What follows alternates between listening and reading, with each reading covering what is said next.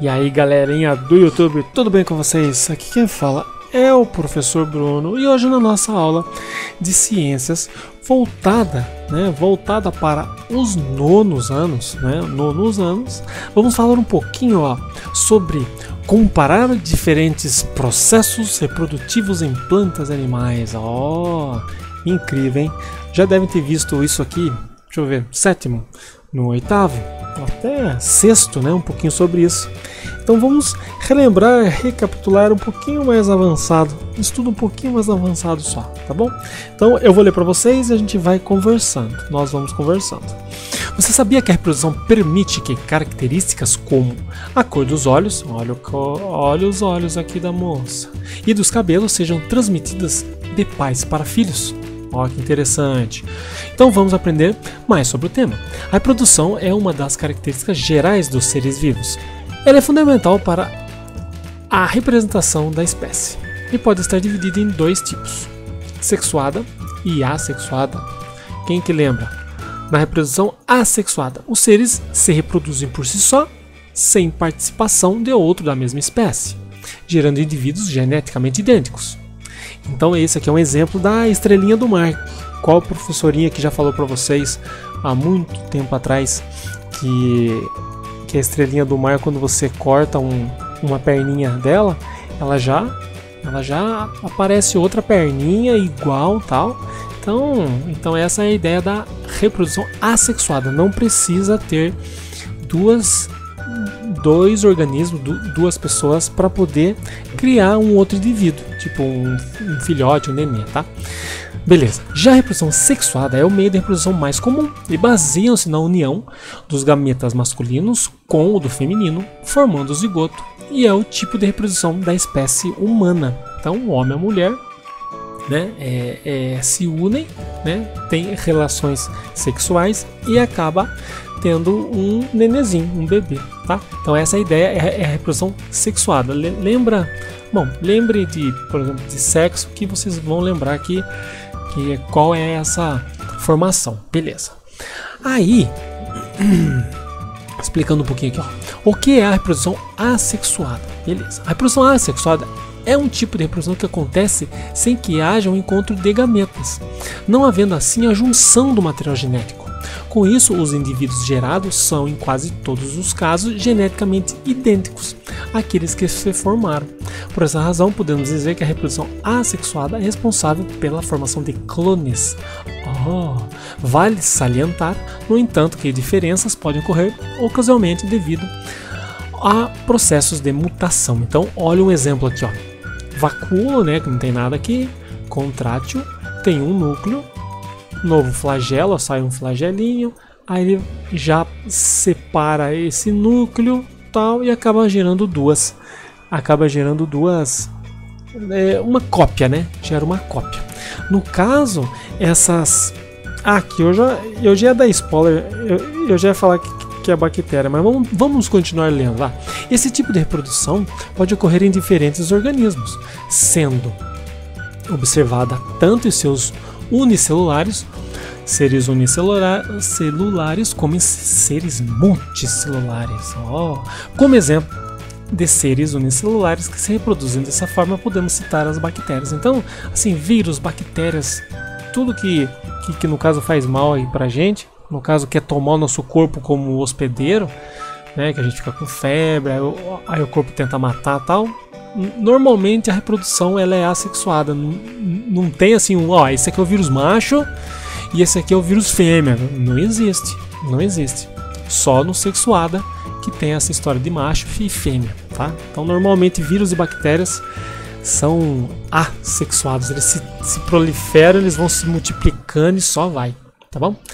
Beleza, reprodução sexuada, já coloquei uma moça grávida aqui, para lembrarem, tá? É importante sabermos que na maioria dos animais, em muitas plantas, ocorre a reprodução sexuada. Tal reprodução envolve a produção de gametas que se unem formando uma nova célula. Nesse processo ocorre a combinação dos genes dos genitores, são os pais. Fato esse que faz com que os descendentes apresentem alguma semelhança entre os pais e os irmãos. Entretanto, não os fazem idênticos, como observamos na reprodução assexuada.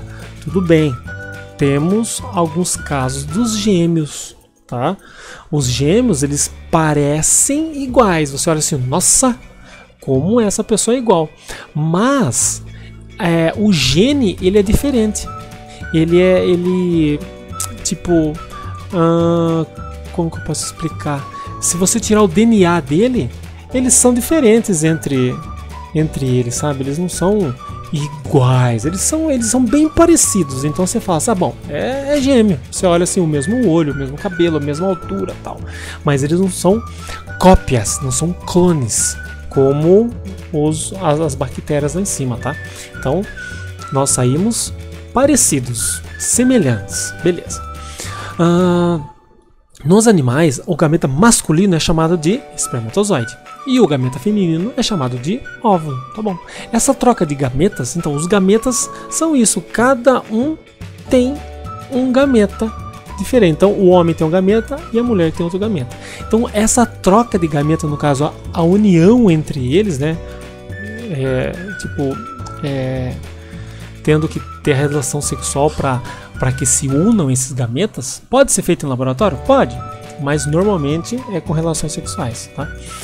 Entre os seres vivos da reprodução sexuada ocorre em todos os seres que realizam esse tipo de reprodução, tá bom? Mas o que é fecundação? É a união dos gametas. Essa é a ideia. Eles se unem pelo sexo, tal, óvulos e espermatozoides. E pode acontecer de duas formas diferentes. Pode ser dentro do corpo do animal, sendo chamada de fecundação interna, né? Ou fora do corpo, geralmente na água, ou em ambientes úmidos, chamada de fecundação externa. Então a interna é a nossa, aqui da mãe, né? Da nossa mãe aí é a fecundação interna. Então existem alguns outros animais que a fecundação ela pode ser externa, tá? Então tem até um cavalo marinho, por exemplo, que ele é o macho, ele é o homem e ele que carrega o nenê. Imagine, ele tem o gameta masculino, aí a mulher, o cavalo marinho feminino, ela apresenta o gameta feminino e ela que coloca nele o gameta feminino. E é ele que tem a gestação. O cavalo marinho, ele que tem a gestação.